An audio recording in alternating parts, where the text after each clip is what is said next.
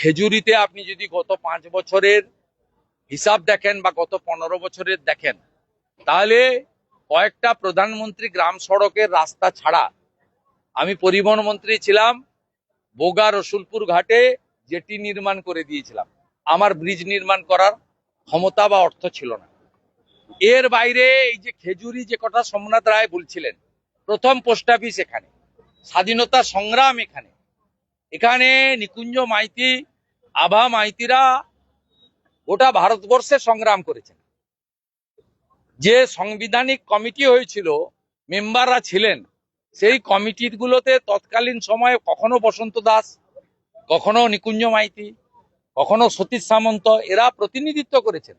আজকে সামগ্রিকভাবে খেজুরি যদি 11টা জিপি ধরা যায়, মানে খেজুরি 1-2 ব্লকে একটা উন্নয়ন হয়েছে বলুন।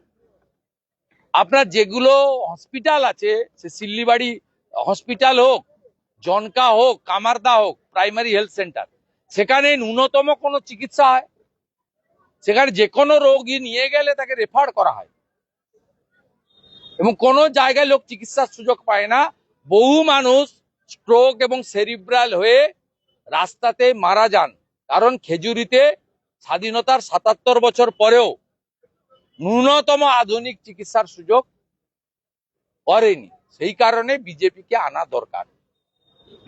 আনা দরকার রসুলপুর বোগা স্থায়ী ব্রিজ বানানোর জন্য।